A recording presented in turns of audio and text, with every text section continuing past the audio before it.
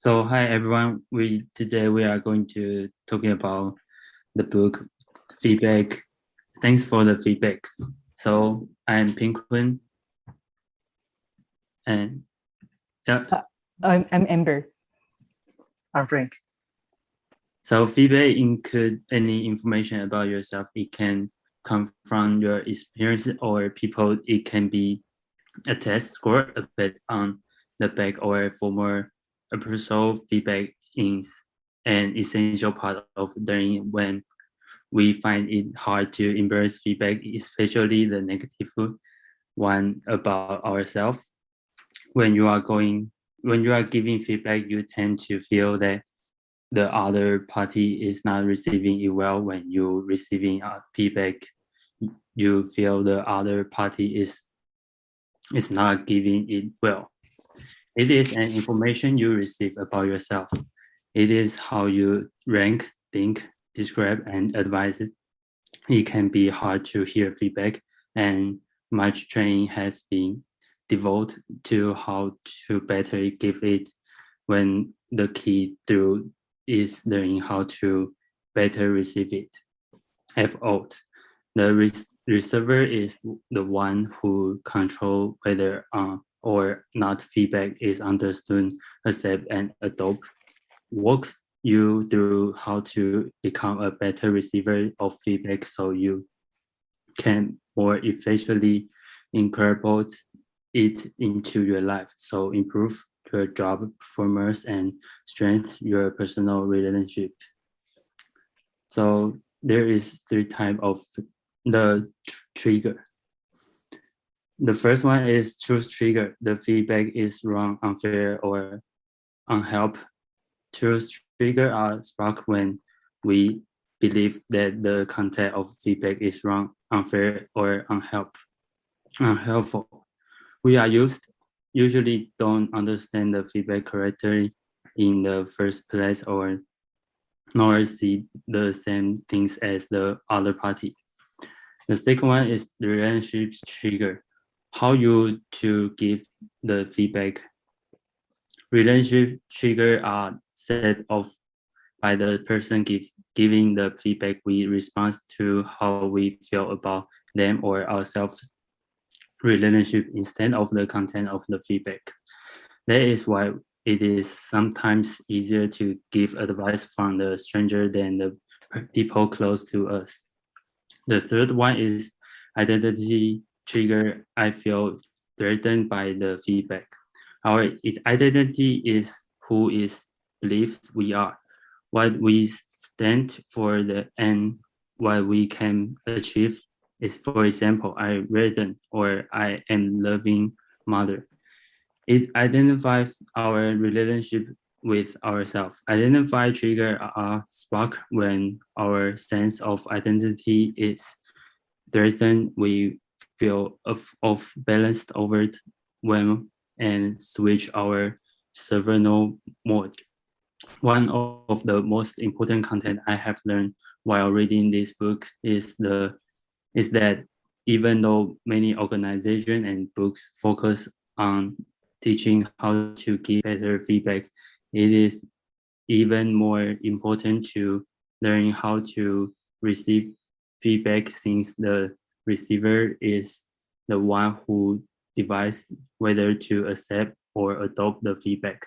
Also, when you are going to receiving feedback, it is important your relationships, self-learning, and performance.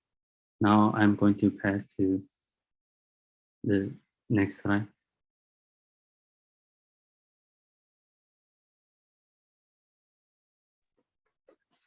So there are three main types of feedback that actually work, each with its own purpose and challenges. So they are appreciation, coaching, and evaluation. This is the first one. Appreciation is about offering motivation or encouragement. For example, a simple thank you or telling someone you're glad to have him or her on the team. It satisfies our need for a human connection, which is to feel seen and to be understood and to be valued. The second one is coaching. Coaching is about helping someone to learn and grow. It can be to improve specific skills knowledge, abilities, or awareness. It helps us accelerate and boost our learning abilities, focus our time and energy, and improve our relationships. The third one is evaluation. Evaluation is about telling us where we stand against an implicit and explicit benchmark, such as a rating or ranking. It's, it's essential for aligning expectations, clarifying consequences and decisions, and for providing reassurance and security. So lastly, we need all three types of feedbacks because problems arise when there's a shortfall in any of the three areas or when we speak at cross purposes. For example, you show your work in progress design to a friend, hoping for some encouragement, which is appreciation, only to receive a list of areas of improvement, which is coaching, instead of a combination of coaching and evaluation, which will likely to leave you feeling disheartened. And, so next, I'm going to talk about the question part. So this book had definitely changed my perspective on what I should look out for when I'm giving and receiving feedbacks. I should definitely put myself in other shoes when I'm giving out feedbacks and try my best to make the recipient of my feedbacks as comfortable as possible in order to form constructive conversations with them. And on the other hand, when I'm receiving feedbacks, I should not immediately think of them as critics or any source of negative outcomes. Instead, I should evaluate the values of their feedbacks and try to learn from them. And so I prefer recommending this book to team leaders rather than the team members rather than team leaders. The reason why is because not just the leaders, most people give feedbacks to and receive feedbacks from each other all the time. It is a crucial part of our daily communication and progression, especially for people that are working in a team. And that is why I believe all the members on the team should dig into the deeper values of giving and receiving feedbacks by reading this book, as it'll definitely boost the overall team performance and other additional benefits such as trust and emotional connections. So in the classroom, we learned that honestly expressing our feelings when working in teams is one reason for high performing teams. So if each of us can honestly talk about our feedback, it can make it way easier for the team to improve. Also, I think the most challenging thing is how we should change ourselves when we get feedback. So lastly, after reading this book, I think in the team, we should give everyone a chance to have a say, because it's easier for teams to progress when everyone is able to voice their feedback. When we receive feedbacks from others, we can make ourselves more aware of what we're missing. Therefore, it makes it easier to change yourself. And then we're now going to switch to our activity.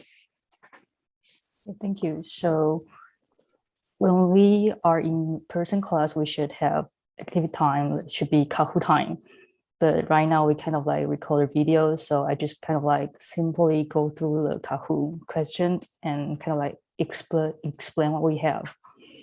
So for the first one, what I cannot see. And based on the content from Frank and Justin gave, every people has their own blind points. We cannot see every point so that's why we need to receive some feedbacks from others. And for the first question, the answer should be my impact on Lane and my behavior, because there's a different gap there's a different perception between ourselves and others people. Sometimes we think what we have done should be what, but actually it turns out other people might have other feelings. So the blind points might be created by this situation. And the second question is, which might be less favorable type of feedback? And the answer should be coaching and evaluation, because obviously appreciation, just like Frank said, is gonna be encouragement or something like motivation. But coaching and evaluation types of feedback sometimes might contain some critical words, which might hurt some people. But hurting doesn't mean it is bad. It is bad. Sometimes just coaching and evaluation type of feedback can really stimulate yourself, can really make you improve more.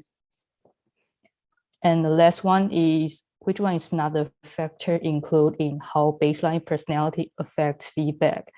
And apparently the answer should be what I ate for dinner last night.